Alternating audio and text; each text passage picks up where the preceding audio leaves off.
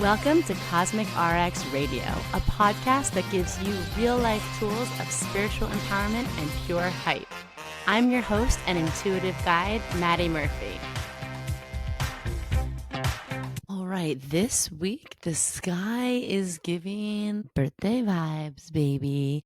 That's right. Welcome to a very special Cosmic RX Radio, or at least special to me because it's my birthday week. It's my solar return week. What? I am your girl, your high vibe hype woman, Madi Murphy. How are you doing? Because it would really make my birthday if you've had something recently magical or miraculous happen to you, especially in this eclipse season portal. In today's episode, I am going to give you the normal rundown, the moon weather, some planetary planning, some Virgo announcements, but I'm also going to be giving you a little insight into just a few things in honor of my birthday of what's inspiring me lately, what I've been learning, of course, dropping some cosmic truth bombs to help you live in your own cosmic zone. But yeah, before I get into all that, just like I said, hi, how are we doing? Nothing would light up my heart more just to hear, if you're watching this on YouTube, drop a comment, like, what's the vibe? What has happened to you? Have you had any of your own if astrology isn't real moments under last week's Pisces eclipse? I'm just living in like an interesting little portal space. I'm in between childcare providers. So it's me solo. My husband's on a work trip. And, we're living apart for 2 more weeks during the week. Long story, blah, blah, blah.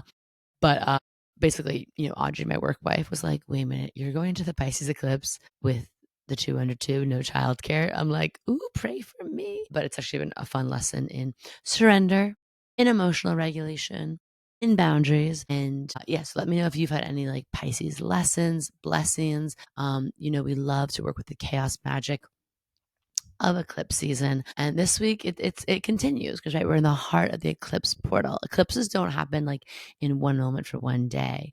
They're super intense in between the 2 eclipses, which in this case is 9/7 and 9/21. But we really feel the effects in the weeks leading up to it, and definitely even like up to 6 months out. All right. So buckle up, buttercups. We're in it. We're in the portal in honor of that. I'm just going to come in hot with some downloads, intuitive wisdom, sass, little, birthday sprinkles thrown on there. First things first, we got to do our Virgo announcements. So cute. Someone on Instagram this week was like, what do you mean by Virgo announcements? Like, is this a thing? Is this related to a transit? And I'm like, LOL. I just forgot that I yap and talk in such jargon and like inside joke culture, even if it's like sometimes just me on the inside of the joke. So when I say Virgo announcements, this stemmed from 2 things. In my household, in my family, we have something that I call the Virgo check-in. It's like before we get into the like fun of the day, I just love an early morning check-in. Like, what's our day like or the night before? Like, I have a busy day. What's your day? How can I support you? What do I have to know on the itinerary? Like, can we just get a little check-in, right? On the like logistics, on the details of the day. And it really helps me. It really grounds me. And then I do the same thing. It started on our community calls like 5 years ago. I'd be like, well, before we get into the cool, like manifesting of it all, I have some Virgo housekeeping, like just things to get out of the way before we go into like the sexy, spiritual, mystical space. So this is just like where that came from. Virgo announcements are a very appropriate season to explain that and go deeper with it. First things first, housekeeping. Our New York City High Vibe Happy Hour book launch, book tour party is happening Tuesday, September 16th, and it is going to be Litty Kitty Meow. We're going to have books, vibes, just like IRL hang times, cosmic cocktails, mystical mocktails, giveaways, some little like swaggy moment. I'm going to be there to sign your book if you want to bring it or buy it there. And it's just going to be like, as always, our Cosmic RX events are in person, like truly life-giving. Okay, I hope I'm not overselling it, but I have never walked away from one of our events not feeling like a new lease on life and just a new like besties and feeling hope in humanity. If you need that, come on down to Rocco's on September 16th. And if you haven't, of course, go grab a copy of your book in the Cosmic Zone.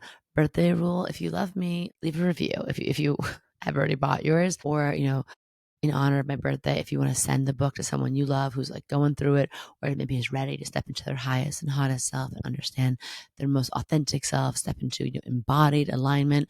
But let's get after it, okay? It's just, and especially the reviews help more people find this book. And I know for me, Has anyone else had that thing where they just found a book in a certain moment in life and you're like, I don't even know how I found that. It just like popped up somewhere or was on a bookshelf, like literally fell off the shelf for me, or popped up in like suggested like books you might like. A lot of that comes from people reviewing, rating books. It's actually how you get into bookstores, that plus sales, and of course like the algorithm. So I'm like, let's have fun with the old algorithm. Let's add some astral energy there. And I appreciate you just like, spreading the hype. I was reading over some of the reviews this week and I was just completely blown away, completely blown away.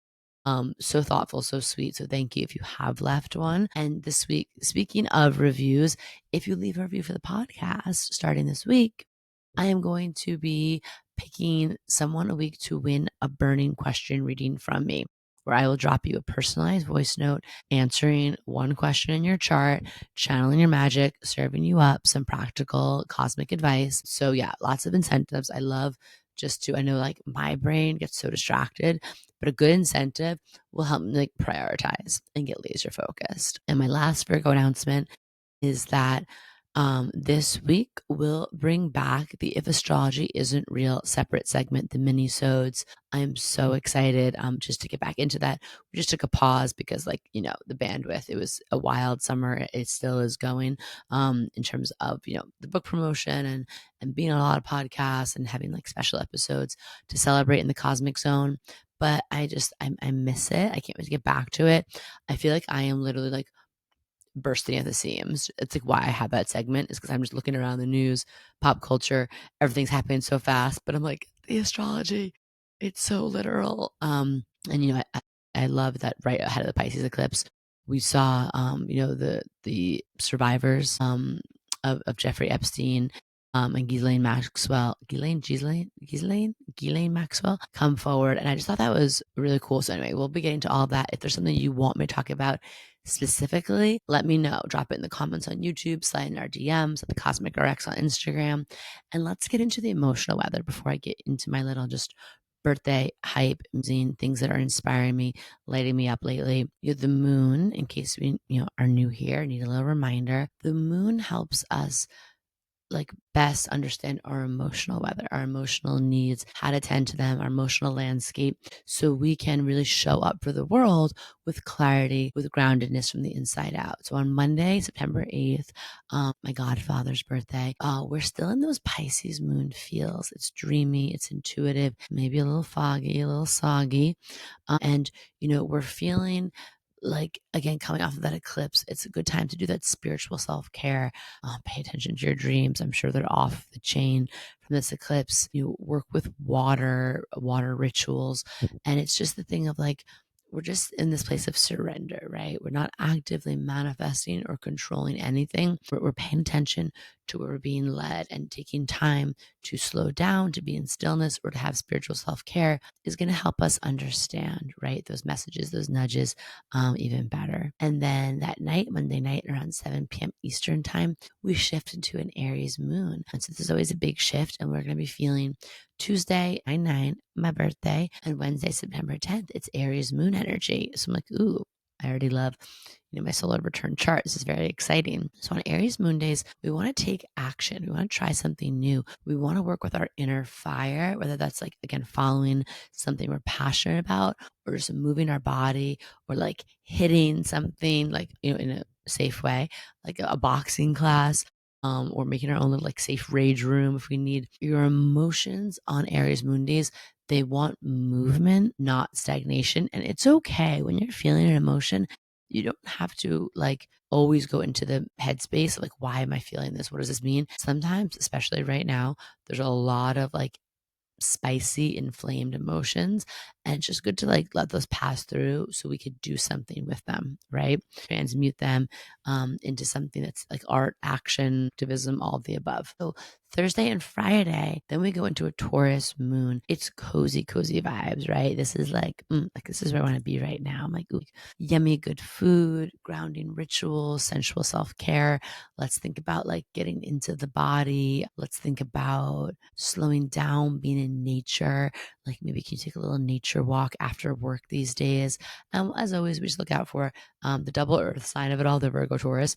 We give you a little bit too much into like work and to-do list and the checklist. Like rest is a big part of Taurus moon days. So don't let all that earth sign culture think that every moment of those 2 days has to be assigned to practicality or checking things off of your task list. Saturday and Sunday, the Gemini moon of it all, we're going to expect lots of ideas, buzzy social energy. Maybe you're feeling like connecting, clacking. Maybe you're even feeling a little bit inner child, like playful awe, curiosity. I would love for you to do something this weekend that helps you connect with others, that does actually honor something you've been curious about. Just try something new. This is double mutable energy and it's eclipse energy. And Virgo sun, Gemini moon days, and the eclipse, we're going to feel like a little ungrounded, a little like all over the place. Okay. So I'm just going to really encourage you to be grounded, to really honor like and only say yes to things that are the sacred yes, to be really clear with people, right? Clear is kind, unclear is unkind.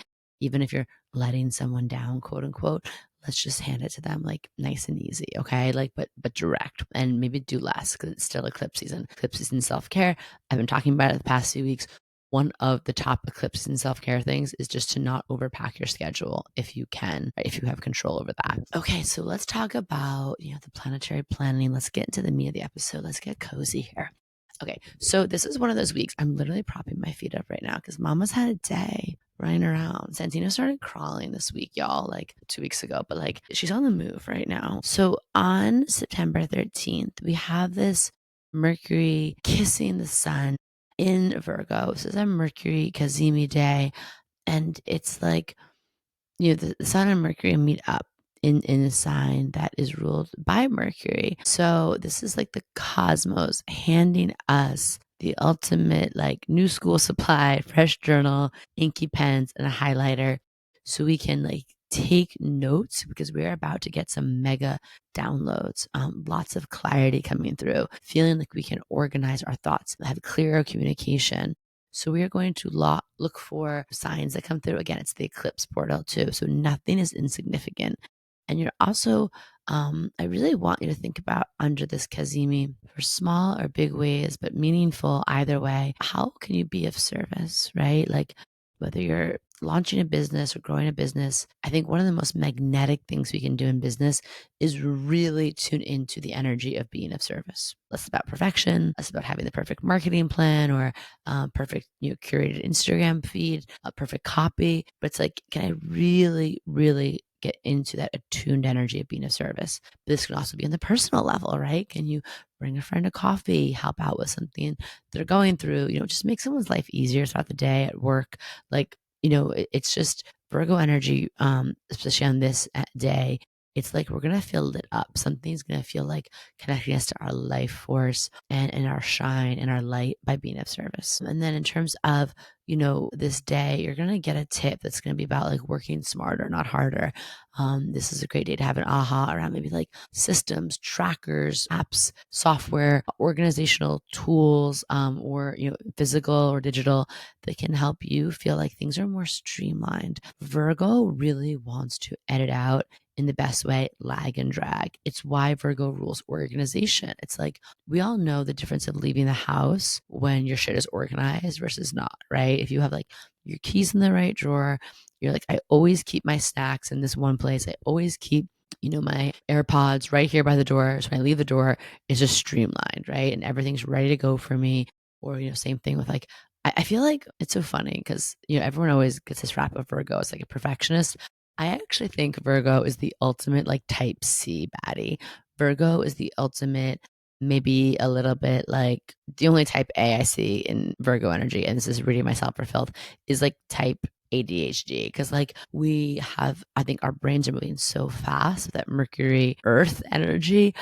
And we want to do all those things like the organization and all that because it helps our brain run better because we're just like have so much output, so much input, and we want to be of service. So it's like we want that organization, but because the brain's like always moving, it's never like stopping for us to get there. Sometimes I feel like it can really feel like that type C energy, the ADHD energy, like going on to the max. And that's why I do think Virgo really thrives when we can slow down and figure out like, yeah, what are the organizational things I need, the systems I need, the things I do to streamline my life, because I want to do a lot. Virgo energy wants to do a lot. Virgo energy wants to have a rich, full life, right? The whole one. But we all know, again, that lag and drag of leaving the house when you don't know where your keys are and you lose them every time and you get stressed and you get dysregulated and you're running behind. And then you don't know where your AirPods are. And then you're like, well, now I can't take my walk later. And that's the one thing I do for myself. And then my snacks aren't here. Now I'm going to be hangry. I'm going to like get some like crappy junk food that I didn't even want to eat. And now I feel, crappy in my body and, so on and so forth. Whereas these systems and the streamlining is to cut out lag and drag. So I want you to pay attention to this whole season, but this day where Mercury is meeting up with the sun, it's also like, it's right after we're having this 2 new moon in Virgo energy this season. So it's right after we had the initial new moon in Virgo, the Pisces full moon eclipse that we're coming off of. And so like, there's probably gonna be a lot of ahas about like, what do you really need to run at your best self, to feel your best self, to feel your most embodied self. Okay. Virgo birthday truths. Okay. Some things that I wanted to talk about. I don't know if this is a pep talk. I don't know if this is just me sharing things that have made me feel really present and in my power. Well, definitely in my journey, but like I say a lot over the past year, these things coming to life for me. And just things that have actually helped me live in my cosmic zone, aka that space where you're manifesting, but not from this place of like more, more, more, more, more. Let me grab all the stuff outside of me, but being in your authentic self, being in alignment where shit just works and flows for you and you just trust yourself, and also embodying it, being ready in a space to hold more, to experience more, to enjoy more, and, really not just talk about astrology, but like live in your astrological gifts. So these are things that are a little bit like I talk about in my book, but kind of expanding upon them a little bit from the heart. Okay, so the first thing that I want to share with everyone, and again, this is very like Virgo, just getting it out there and kind of focus on, I have my organization, I have my notes, but this is gonna be a little stream of consciousness. So the first thing, in honor of Virgo, I've talked about a lot in my book, Practice Makes Magic, and this concept of definitely like starting before you're ready. My whole book is a lot about embodiment. So I want for you to hear, and whoever needs to hear this, I hope it just like bing, bing, bing, like snaps you out of your like laundry folding days or walking the dog and just like out in space. I want you to hear this. You won't find your purpose by thinking about it. You're not going to find your voice by overthinking. You're going to find your purpose by starting to do it. You're going to find your voice by starting to use it. And I say voice because I find that maybe because of my Chiron Gemini, and it's like funny that kind of ironically this week around the Pisces eclipse, I started to get this scratchy throat. But so many people who come to work with me are really focusing on healing something around their visibility and their voice. And while in doing that, they're trying to find their purpose, step more deeply into it, whether it's like, art, intuitive healing services, business, leadership, all of the above. But it's like the thing that we're really working on is the voice and visibility, because so many of us have that witch wound. So many of us have something in our throat chakra that feels like it's so scary to speak our truth, to share our ideas and our opinions, to show up, to give voice to the things from the unseen realm that we're feeling and picking up on, right? And for good reason, because like maybe even in this lifetime, maybe you were ridiculed or teased or made fun of or just felt again like othered by that, or maybe something happened to you in a past life, all the above. But we can't like overthink our way into discovering our purpose and finding our voice.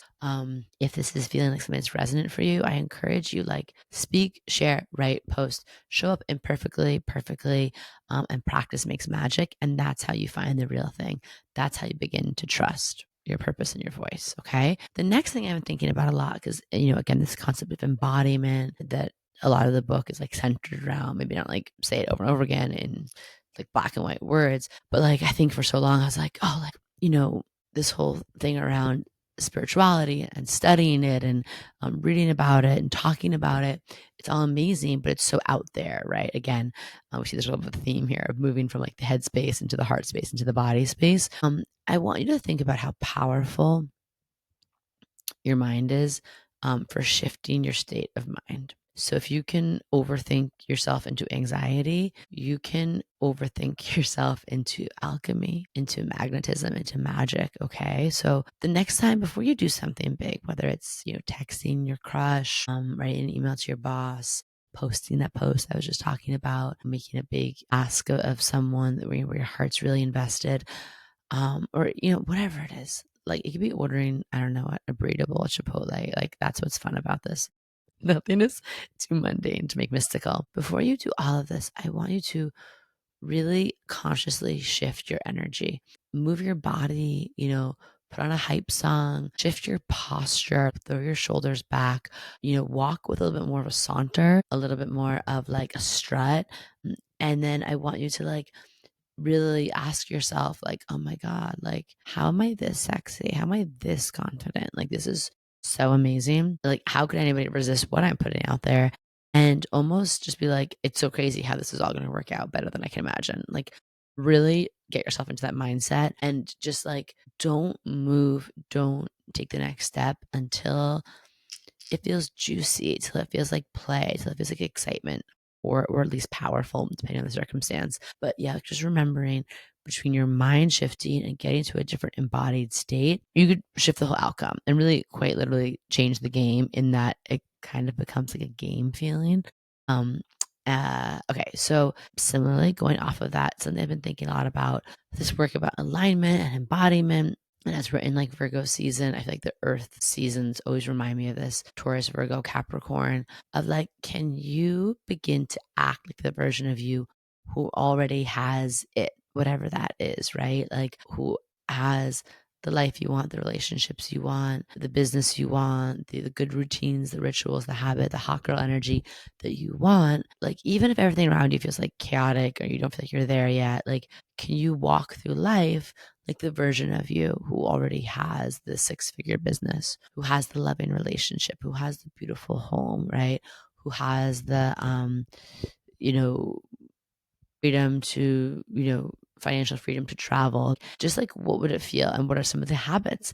And what are some of the daily actionable steps that it takes to become that person? Can we begin to practice those and do those a little bit, right? That has been such a game changer for me in my life. And I also think about it a little bit along the lines too of like being a good steward of what you have to show you're ready for more. All right. Like if you're trying to upgrade your home, this happened to me when I was apartment shopping. I was getting so stuck, so frustrated last year, and the clock was tick-tocking because I was about to give birth to Santino. We'd already outgrown the apartment between us, my life wizard Chance, and baby Scorpio. And I was getting really frustrated, really down, really like just in that like stinking thinking, self-victimized, trodden kind of way. And I was like, you know what, Maddie, the block is the blessing. Like, you guys keep trusting it.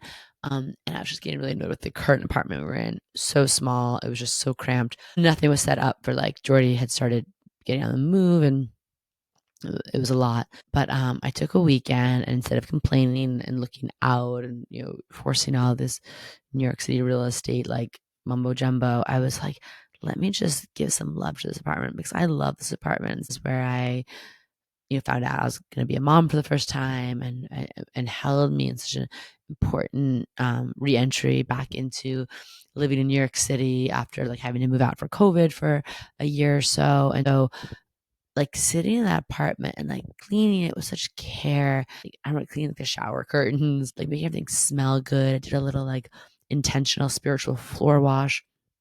played like the 432 megahertz over the whole apartment, like opened the windows where I could. And I was like, damn, like I'm so grateful for this place again.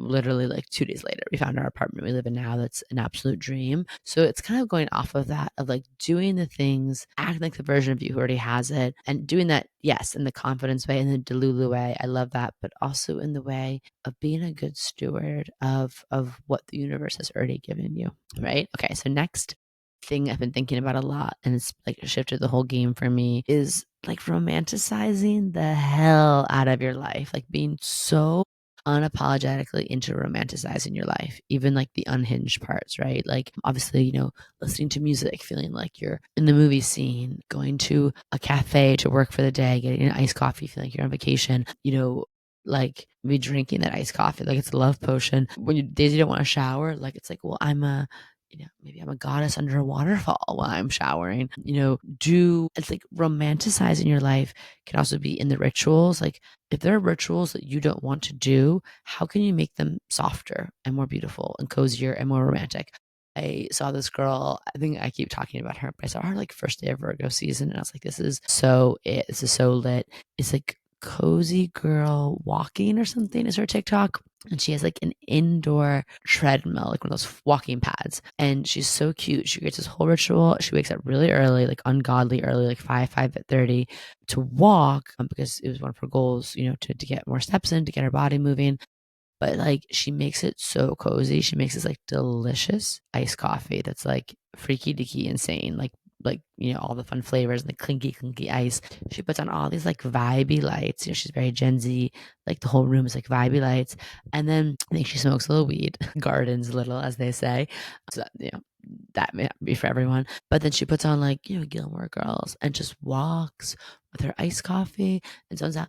And I was like, damn, oh yeah, like who says you have to get morning steps? It has to be like this hard thing, right? And so if there's a ritual, one of my cosmic bosses sent me a voice note last week that was like, their morning walks, their meditations, when they bring like a fun picnic blanket, their walks, they were enjoying them more. They could sit down, sit under a favorite tree. And it felt like something, oh, I get to do this versus I have to do that. So that, and then my other hot tip for romanticizing your life, this is unhinged. Okay. So like, if you don't need this, like just press the fast forward.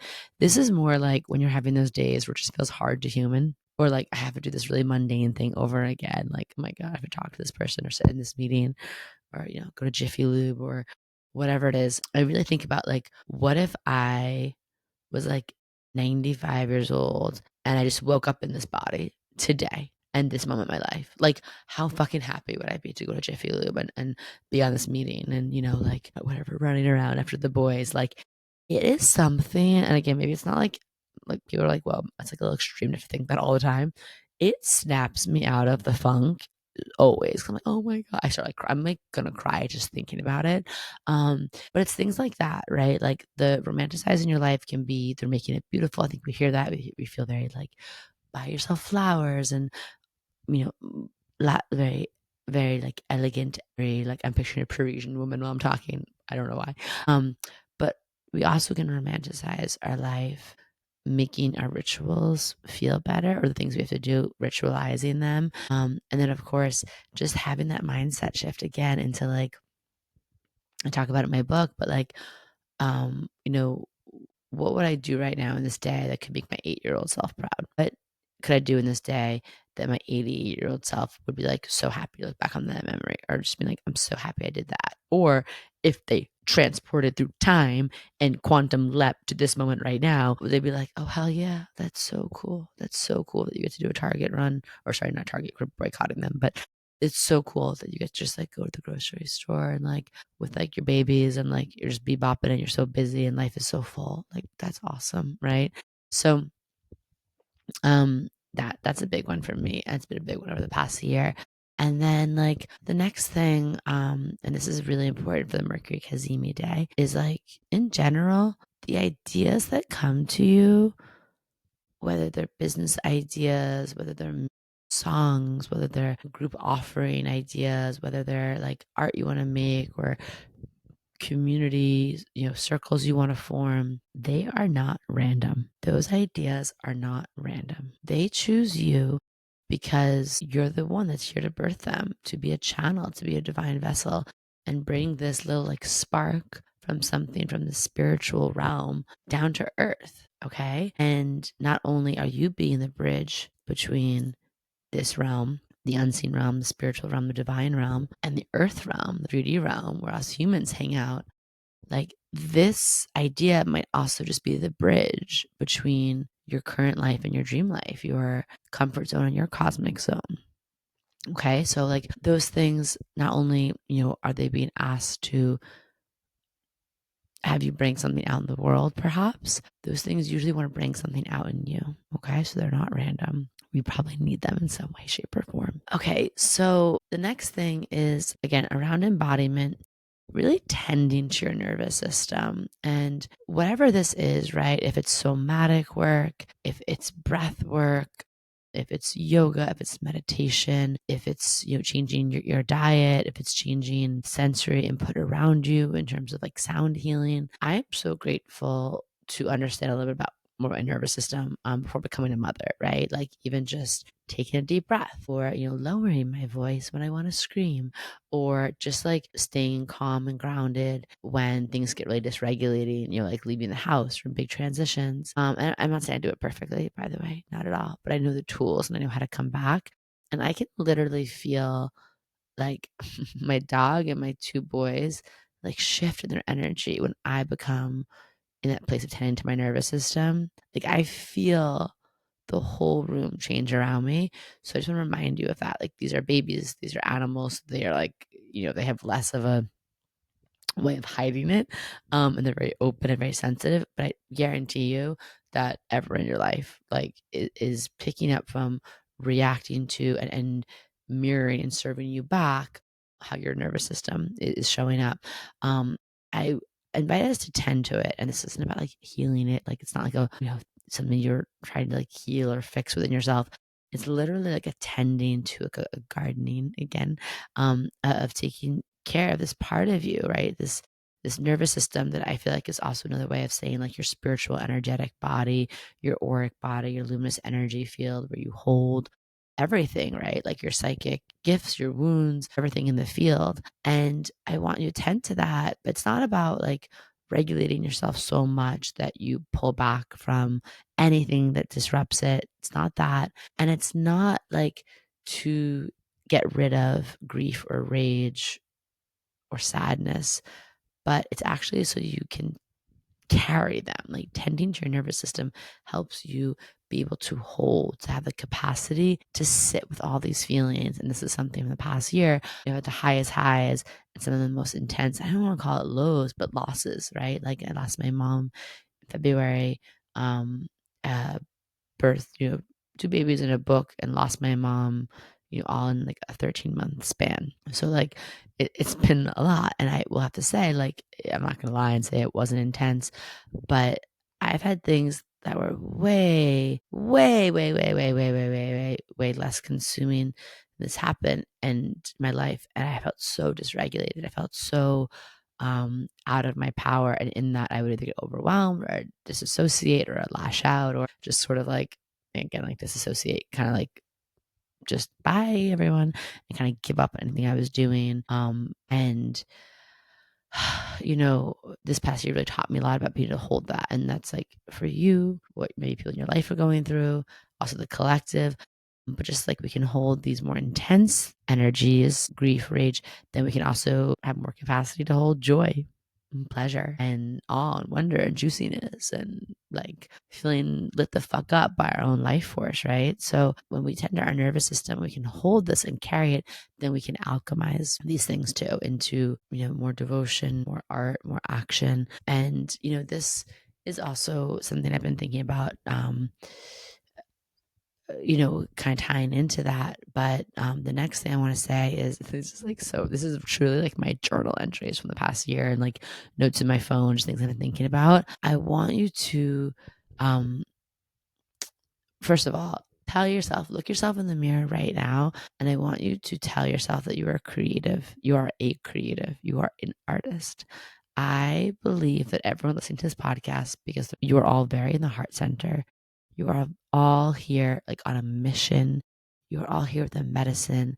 You're all here with like a purpose that is like coming from a much higher place. And I know because it's like you're my people, right? Like we're here, we're those people. And whenever I get a DM, a text, an email, work with you, hang out in person, I feel that. I feel it off of. I've never met someone who has like showed up and enjoys this crazy podcast and the stuff we make who doesn't feel that way. Okay. So you're a creative, whether that's in your parenting style, whether that's in like how you do your spreadsheets, whether that's how you live your life, whether that's how like, you decorate your home, how you adorn yourself with jewelry and makeup, how you just choose to like literally like live your day-to-day details of your life with artistry. We're all here. You're creative. Okay. And especially when you're creating something that is a project you're going to be tending to often within yourself and maybe even bringing out into the world to be witnessed or interacted with, engaged with. I want you to think about creating from what makes you feel alive. I feel like so many people I know are waiting to create when like the time is perfect or they get everything else, all their ducks in a row, the website, the pricing models, the back end software, or like, the validation from the outside world, the certain amount of followers or the book deal or the gallery space. I don't know. But like, and that stuff's all cool in some ways, just fun. Again, life it's kind of a game, it's kind of like Earth School. But when you create something from what makes you feel alive and following that, and then bringing that out into the world and seeing what happens and letting that have its own life of its own, it's really cool, right? When you create something that's alive with joy, alive with grief, alive with love, there is its own like energy, right? And then it does work for you. It pulls things in for you, right? Like nectar pulling in pollen, nectar pulling in the bee, the flower, the essence, right? And I think in our very like masculine, late stage capitalism, patriarchal society, we like kind of create something to like lure people in. Like that's what marketing is and all these like bells and whistles and making yourself really like, marketable, desirable, buttoned up, polished.